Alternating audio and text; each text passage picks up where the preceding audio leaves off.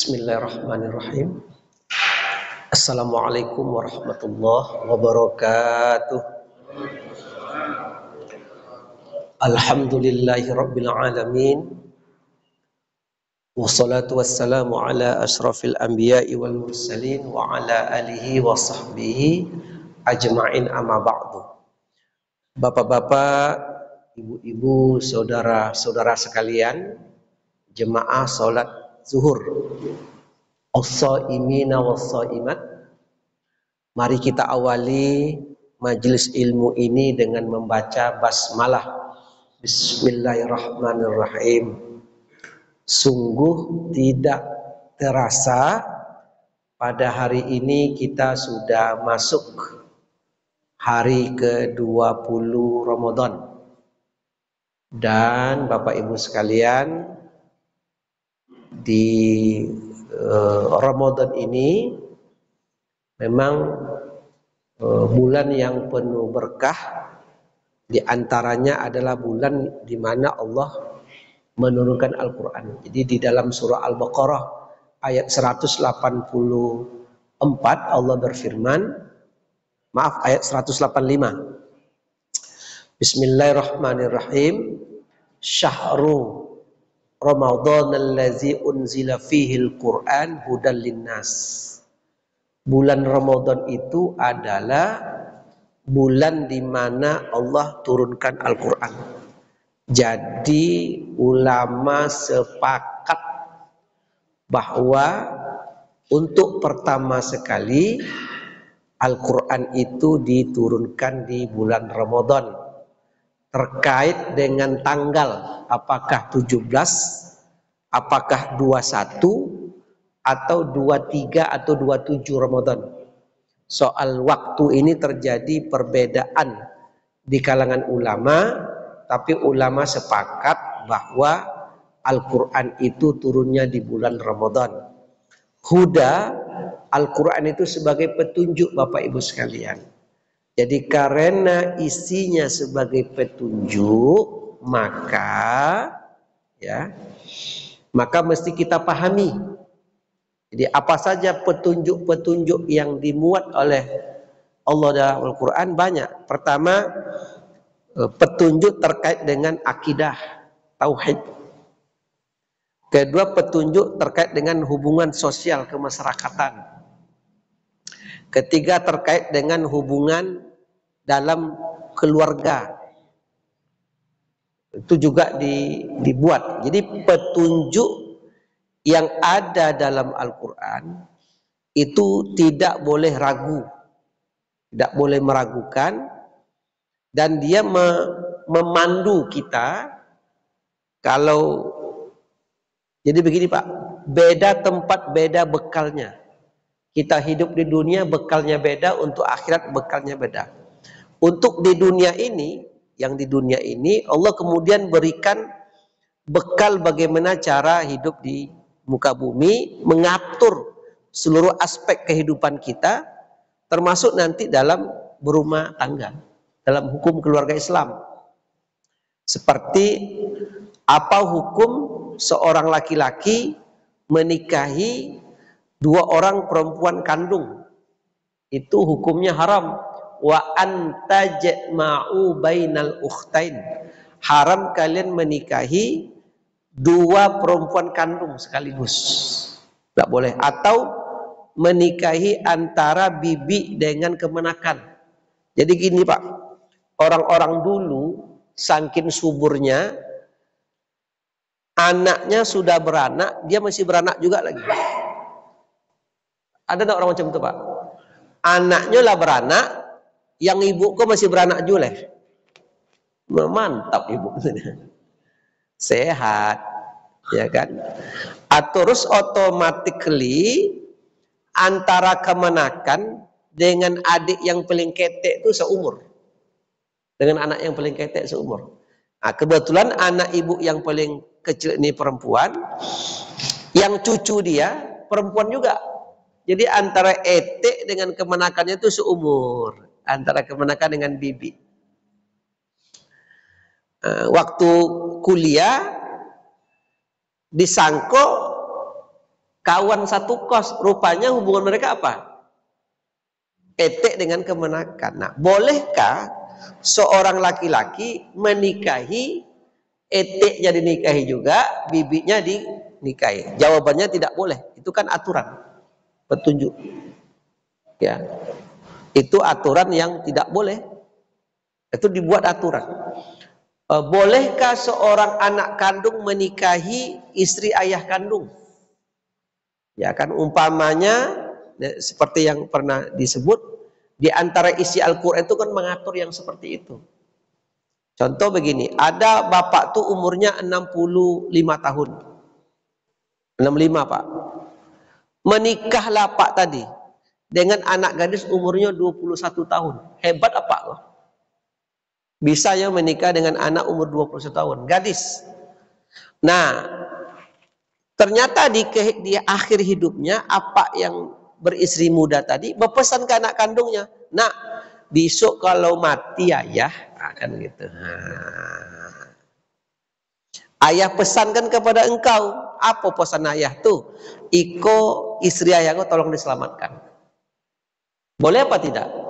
Dalam awal-awal Islam dulu, waktu Islam pertama sekali datang, itu masih dibolehkan seorang anak kandung menikahi perempuan yang pernah nikah dengan ayahnya.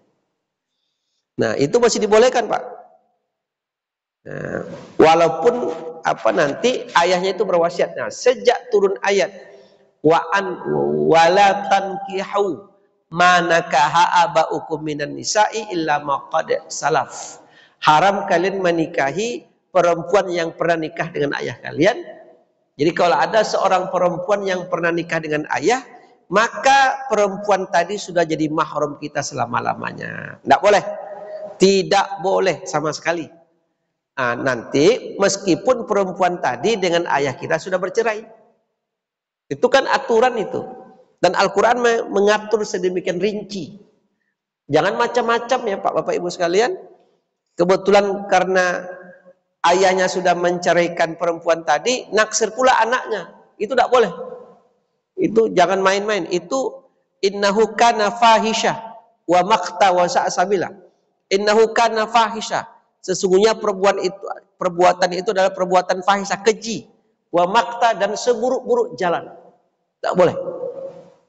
Jadi tidak ada istilah anak kandung jatuh cinta kepada ibu tiri. Itu jangan main-main itu. Jangan. Itu hukumnya haram, dosa besar. Nah, termasuk juga nanti kecuali kalau ayahnya itu ayah angkat, tidak kandung. Tidak ada masalah. Yang haram itu adalah ayah kandung. Maka kalau ingin naksir juga ke ibu istri ayah, tanya ayah kau kandung atau angkat ayah? Nah, kita seperti itulah. Nah, Al-Quran membuat rincian Bapak Ibu saudara-saudara sekalian tentang bagaimana aturan itu. Dan tidak ada aturan yang lebih detail kecuali Al-Quran itu menyajikan. Ya, termasuk juga nanti bagaimana cara mahram karena akibat satu musaharah. Ya kan, seperti haram menikahi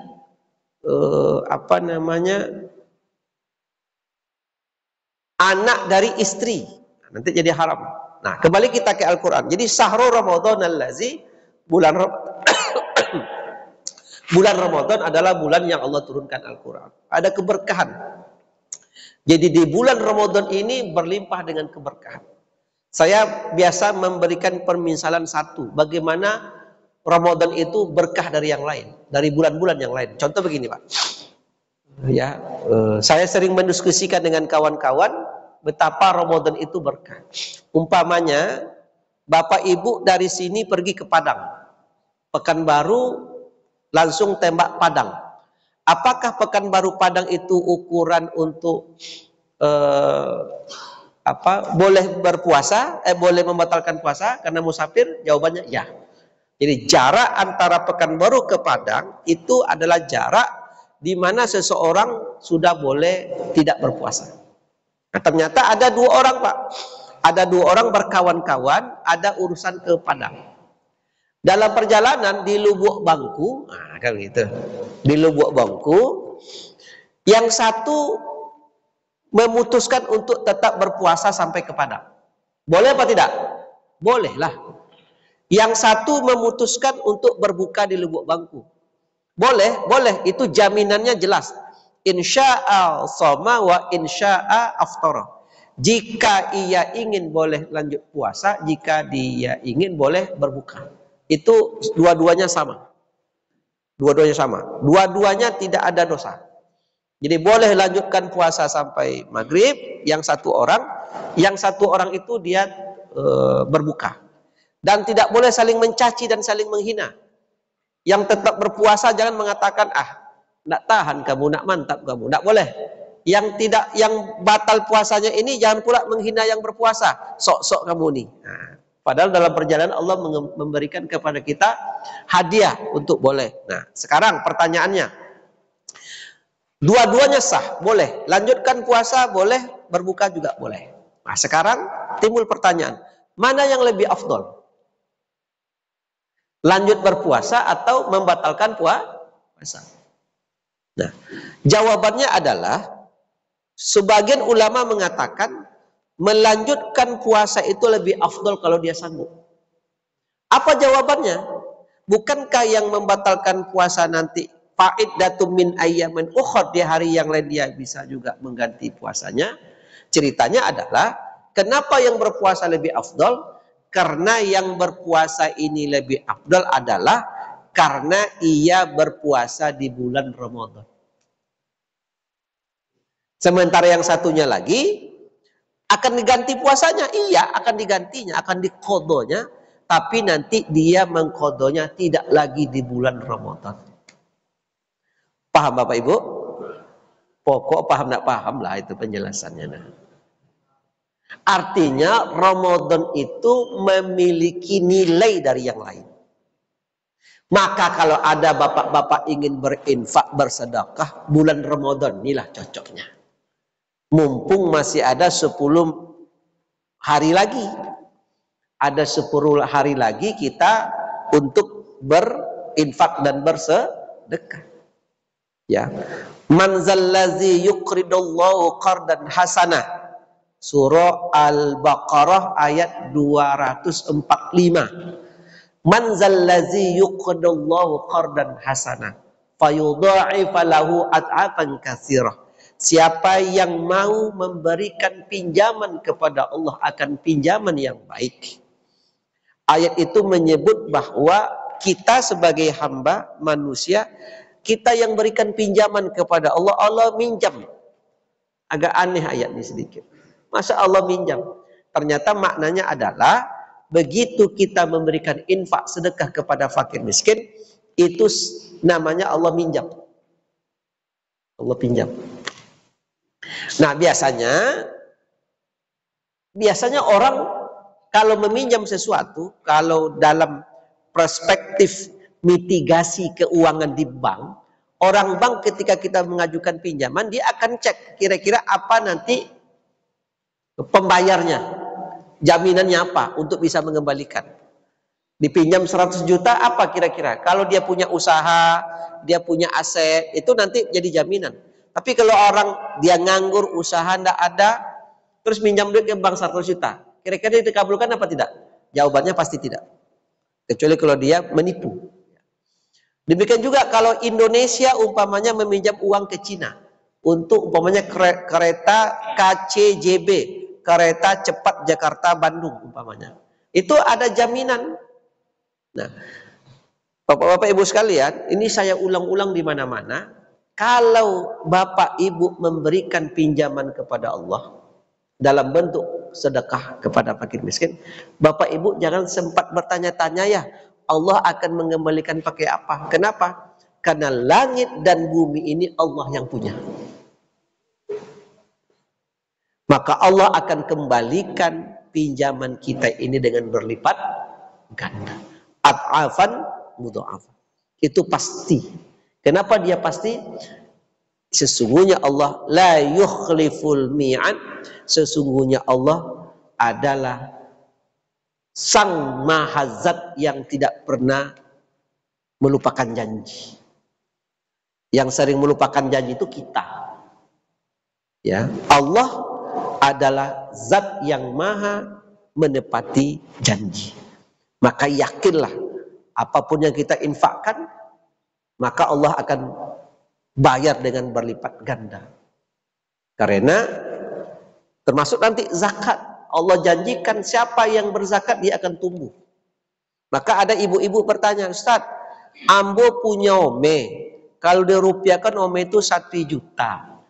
Itu simpanan atau perhiasan ibu? Waktu ibu membeli dulu, niat ibu apa? Untuk simpanan Ustaz. Nah, kalau itu niat ibu untuk simpanan, maka kalau emas ibu itu sudah di atas 85 gram emas untuk 1 tahun, maka ibu keluarkan zakatnya 2,5%.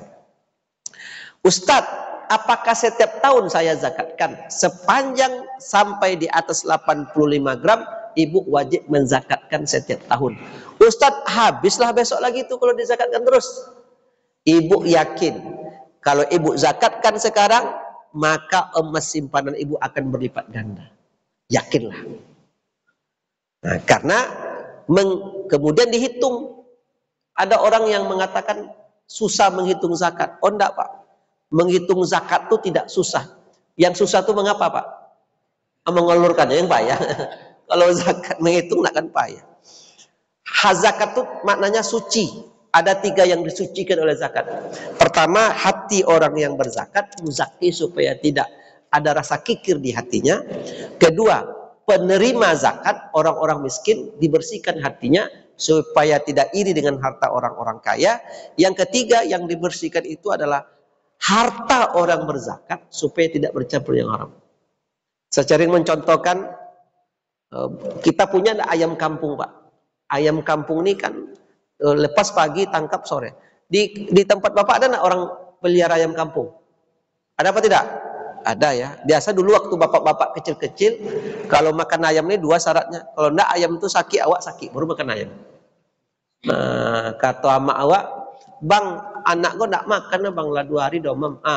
Sembelih ayam. Barulah. Atau ayam itu sakit. Nah, ketika ayam ini kita lepas, kenapa mesti kita sembelih? Ketika kita sembelih, bagikan ke tetangga 1 potong 2 potong. Kenapa dibagikan? Barangkali ketika ayam ini dulu hidup, dimakannya nasi tetangga, kembalikan itu kepada yang punyanya. Itu namanya membersihkan. Nah, inilah bulan Ramadan yang penuh berkah. Di dalamnya Allah turunkan Al-Quran. Semoga keberkahan ini juga menyelimuti kita bersamanya. Allah berkahi ayah ibu kita, Allah berkahi keluarga kita, dan Allah berkahi anak cucu keturunan kita, dan Allah berkahi masyarakat dan kampung kita ini. Amin ya rabbal. Wassalamualaikum warahmatullahi wabarakatuh.